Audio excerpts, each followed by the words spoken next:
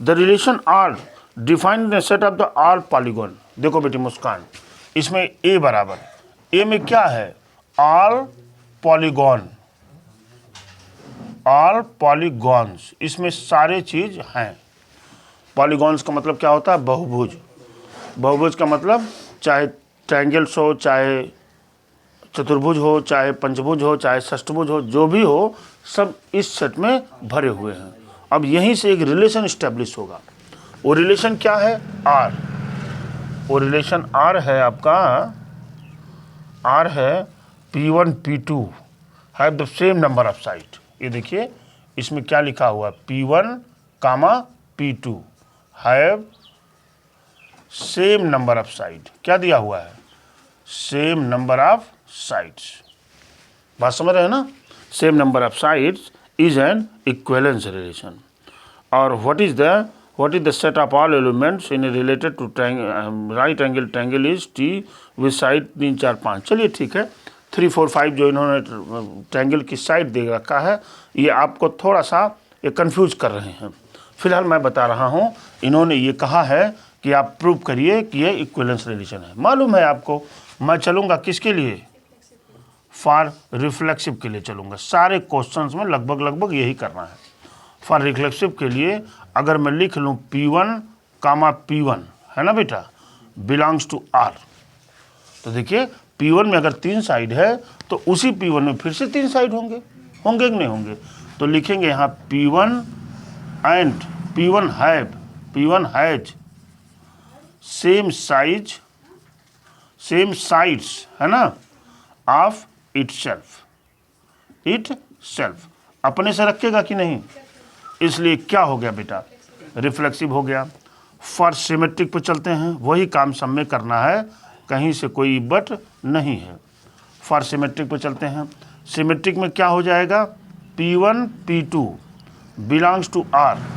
क्या इंप्लाइज करेगा ये, P1 and P2 have same side and same sides ये रख रहे हैं। तो क्या बताओ अमरजीत, क्या P2 और P1 सेम साइड नहीं रखेंगे क्या? अरे सर कहेंगे सर वही चीज़िया तो है, क्यों इधर उधर से किया जा रहा है। हैव आल्सो सेम क्या साइड्स, काम खत्म हो जाती है यहाँ। अब हम चलते हैं फॉर ट्रांजिटिव के लिए, मैं इसी का नाम ले रहा हूँ। फॉर ट्रांजिटिव में लिखेंगे P1 comma P2 belongs to R। अगर R कोई बिलोंग कर रहे हैं तो मतलब होता है P1 and P2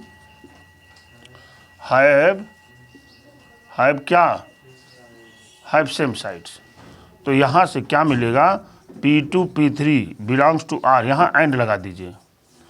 P2 P3 क्या हो जाएंगे, P2 एंड P3 हैव क्या सेम साइड। ठीक है अमरजीत, सेम साइड्स अगर ये रखते हैं तो यहाँ से P1 comma P3 belongs to R है ना, तो P1 and P3 have also same side. मुझे लगता है समझ पाए होंगे आप। Are you getting my point Muskaan? ये हो गया, hence we can say that this is equivalence relation. क्यों, ये क्या हो गया, this is equivalence relation, this is equivalence relation, ये तो इक्विवेलेंस रिलेशन हो गया।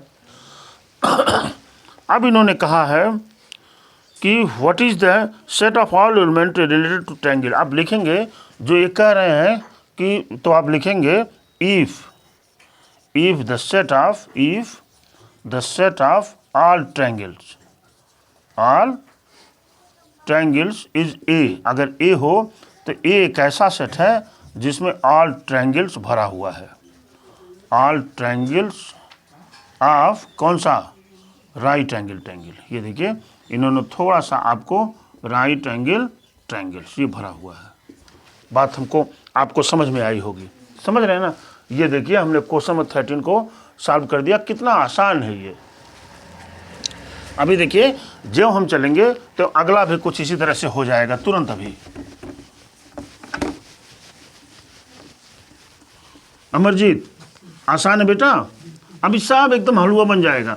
अभी मैं आपको टाइप्स ऑफ फंक्शन बताऊंगा, ऐसा समझाऊंगा टाइप्स ऑफ फंक्शन को कि समझाने के बाद तो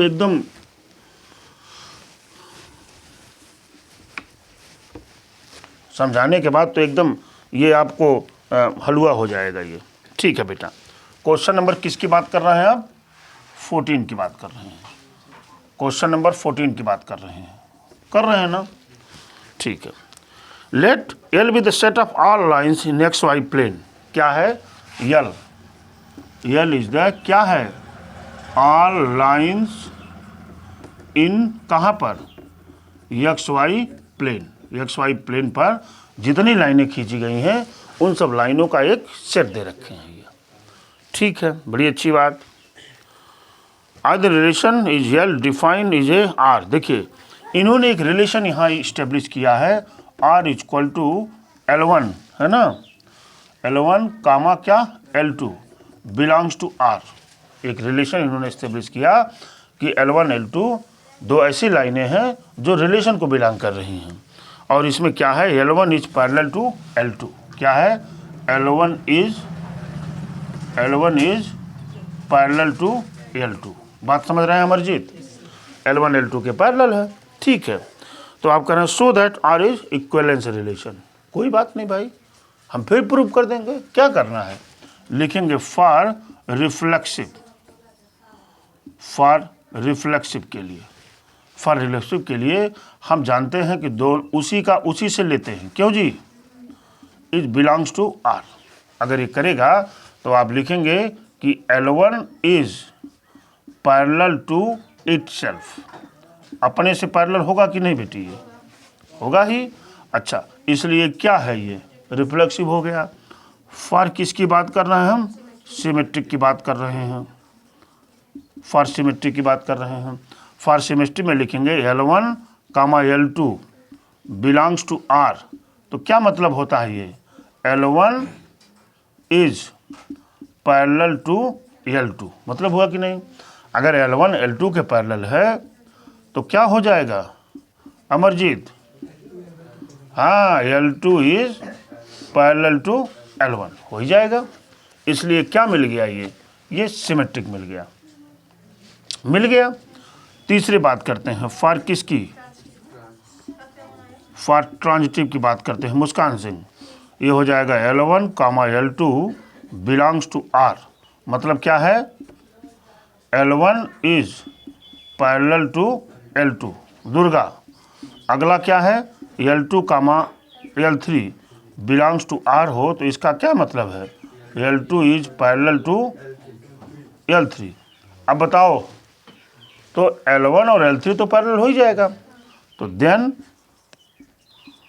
L1 कामा L3 आर, यानी लिखेंगे L1 is also parallel to किसके बेटा? L3। इसलिए सिमेट्रिक भी हो गया। कितना आसान है देखिए। हेंस इट इज क्या? हाँ, इट इज इक्विवेलेंस रिलेशन। ये बात देखिए इन्होंने कर दिया यहाँ। अच्छा, आगे भी इन्होंने एक लाइन में क्वेश्चन और दिया हुआ है, so that R is equivalence relation find the set of all lines related to the line y equal to. ये देखिए मैं यहाँ लिख रहा हूँ, आ रहा बेटा यहाँ तक? चलिए, y इक्वल टू क्या है बेटा? 2x + 4। कहना इस लाइन का पूरा सेट बता दीजिए, यानी इस लाइन के पैरेलल सारी सेटों को बता दीजिए। क्या कह रहे हैं? इस लाइन का पैरेलल सेट बता दीजिए। देखिए बड़ा आसान होता है, इसका कंपेरिजन हम करेंगे y equal to mx + c से। तो यहाँ से m की वैल्यू क्या हो जाएगी? 2। m इज स्लोप, स्लोप बराबर 2 हो गया। क्या मतलब कहने का है? अगर हम कोई एक्सिस यहाँ ले लेते हैं, कोई लाइन ऐसे हमने खींचा, मान लीजिए ये क्या है? 2 है मान लीजिए स्लोप। एक और लाइन खींचा, इसका भी स्लोप क्या आया? 2। एक और लाइन खींचा, इसका भी स्लोप क्या आया? 2। तो अगर स्लोप इक्वल हो किसी लाइन का तो वो लाइनें तो पैरेलल होंगी ही होंगी।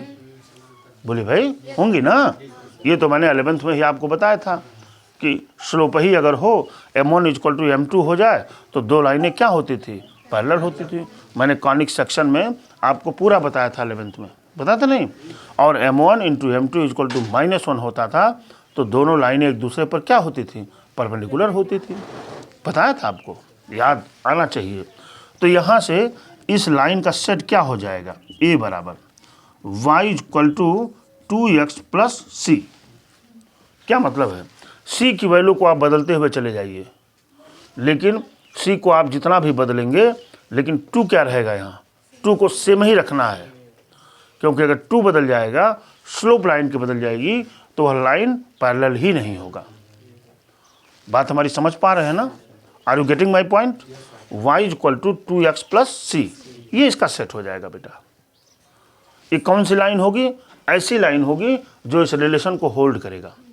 जो भी लाइन हम c की वैल्यू यहाँ लिख सकते हैं कि c इज, या ये लिखिए c belongs to real number. ये यहाँ पर r को रिलेशन ट्रीट नहीं होगा। यहाँ मैंने बोला था जिस सेंस में r लिखा जाएगा, उसी सेंस में r को हम क्या करते हैं, ट्रीट करते हैं। c किसको बिलोंग कर रहा है, रियल नंबर को। यहाँ जो है r क्या है, यहाँ r जो है रियल नंबर है। बात हमारी समझ पाए होंगे आप। ये चीज़ें हो गई आपकी। क्वेश्चन नंबर 14 भी सॉल्व हो चुका है। ये मैं आगे 2 क्वेश्चन और है करके इसको सॉल्व। देखिए ऑप्शन वाले क्वेश्चंस कैसे सॉल्व करते हैं बताता हूँ आपको। इन्होंने लिखा हुआ है let r be the relation in the set a। देखो बेटा a एक प्रकार का ऐसा सेट है जिसमें लिखा हुआ 1 2 3 और 4 ये दिया हुआ है। इसी में से एक रिलेशन है r, लिखा हुआ है 1 2 2 2 1 1 दुर्गा, फिर क्या है 4 4 4 4, इसके बाद 1 3 3 3, और ये क्या है 3 2। ये चीज़ें आपने दे दिया। जानते हैं इस ए से कार्शियन प्रोडक्ट लिया गया होगा, और उस कार्शियन प्रोडक्ट में से ये रिलेशन निकल कर आए हैं। हमने बताया था इसको आपको, ठीक है। अच्छा ये है। अब ये कह रहे हैं इसमें लिखा हुआ है, पहला है R is reflexive and symmetric but not transitive. B है R is reflexive and transitive but not symmetric. R is symmetric and transitive but not reflexive. R is the equivalence relation. इन्होंने इसकी बात किया है, ठीक है। सबसे पहले चेक करते हैं कि इसकी रिफ्लेक्सिबिलिटी है कि नहीं है। क्या है ये, रिफ्लेक्सिव है कि नहीं है। रिफ्लेक्सिव का मतलब होता है खुद से खुद का रिलेशन हो। तो यहाँ कितने एलिमेंट हैं, 4 एलिमेंट हैं। क्या 1 1 है, क्या 1 1 है, 2 2 है, क्या 2 2 है, 3 3 है, क्या 3 3 है, 4 4 है, क्या 4 4 है। इसलिए ये क्या है, रिफ्लेक्सिव हो गया। संबंध में एक्स्ट्रा भी होना, हाँ एक्स्ट्रा भी हो जाए तब भी चलेगा, ठीक है, रिफ्लेक्सिव हो गया। नंबर 1 बात। दूसरी चीज़ यहाँ देखिए, अगर हम इसकी सिमेट्रिसिटी चेक करते हैं, क्या बात करते हैं, क्या चेक करते हैं भाई, इसकी सिमेट्रिसिटी चेक करते हैं, तो यहाँ क्या है 1 2 है, 1 2 है ना। तो क्या 2 1 कहीं है, क्या नहीं है ना, तो सिमेट्रिक नहीं है। अब चलते हैं हम ऑप्शन पर। पहली बात, डी वाला ऑप्शन तो कट जाएगा अपने आप। लिखा हुआ है R is an equivalence relation, तो इक्विवेलेंस रिलेशन होगा ही नहीं। क्यों नहीं होगा मर्जीत, नहीं, क्योंकि सिमेट्रिक नहीं है, एक तो हट गया। अच्छा तो अब देखिए जिसमें नॉट सिमेट्रिक वाला हो वो ऑप्शन ले लीजिए। R is reflexive and symmetric, ये पहला वाला ऑप्शन भी कट गया। लिखा हुआ है R is reflexive and symmetric, यानी पहला वाला ऑप्शन भी कट गया, चौथा भी ऑप्शन कट गया। ऐसे ही सही करते हैं परीक्षा में, एग्जामिनेशन में ऐसे ही सही करते हैं। 2 ऑप्शन कट गए, एक कट गया और कौन सा, डी कट गया। अब 2 बचे हुए हैं। लिखा हुआ R is reflexive and transitive but not symmetric. Not symmetric यही सही दिख रहा है आपको, यही दिख रहा है ना, तो बी ऑप्शन सही है। देखिए इतने मात्र से ही आपने सही कर दिया, ट्रांजिटिव चेक करने की आवश्यकता ही नहीं पड़ी। लिखा हुआ R is reflexive and transitive but not symmetric. Transitive होगा ये, ट्रांजिटिव होगा ये, क्योंकि आप जानते हैं ना 1 2 है ना। अच्छा तो अब 2 1 में 2 के साथ कुछ मिलना चाहिए था। मान लीजिए 2 2 मिल गया यहाँ, तो फिर क्या मिलना चाहिए 1 2। देखिए 1 2 यही इन दोनों में ट्रांजिटिव दिखाई दे रहा है। 1 1 है तो 1 के साथ कुछ और होना चाहिए, 1 3 तो 3 1 होना चाहिए। तो जब 1 3 है तो यानी ये क्या है, ट्रांजिटिव है। यानी इसका कौन सा ऑप्शन सही होगा, बी ऑप्शन सही है। ऐसे आप एग्जामिनेशन में ऐसे इसको क्या कर दीजिएगा, सही कर दीजिएगा। चलिए इस एक्सरसाइज का लास्ट क्वेश्चन हम लोग सॉल्व करते हैं। मुस्कान सिंह क्वेश्चन नंबर 16 की बात करते हैं।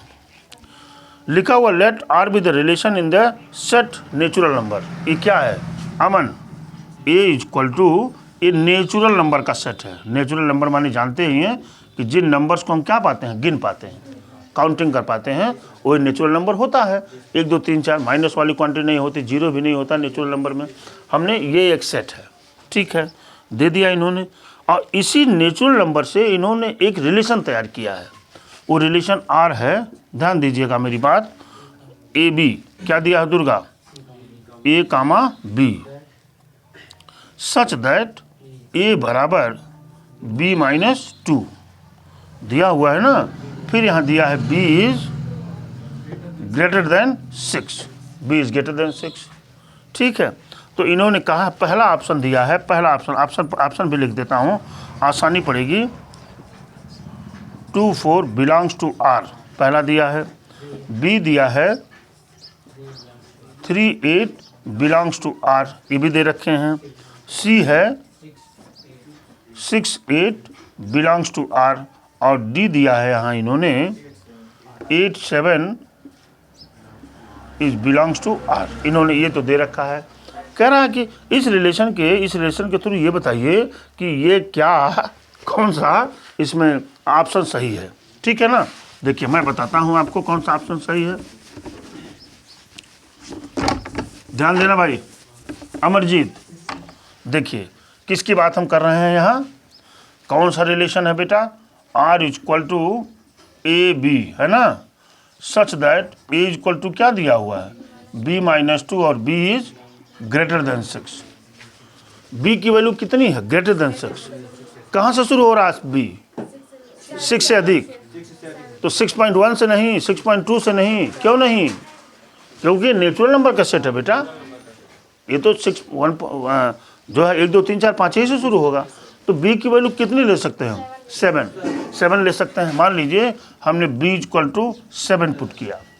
अगर बी इक्वल टू 7 पुट करेंगे तो ए की वैल्यू कितनी मिलेगी अमरदीप, 7 माइनस 2 बराबर 5। तो यहाँ तो 5 7 ये किस रिलेशन से बिलोंग कर रहा है, आर से कर रहा है कि नहीं कर रहा है। Are you getting my point, हमारे पॉइंट को समझ पा रहे हैं। इन्होंने क्या लिखा, 5 7 बिलोंग्स टू आर, यानी 5 7 तो बिलोंग कर रहा है रिलेशन को, लेकिन इसमें तो कोई ऑप्शन नहीं है, ठीक है। अगली वैल्यू हम बी की क्या रख सकते हैं, 8 भी रख सकते हैं ना।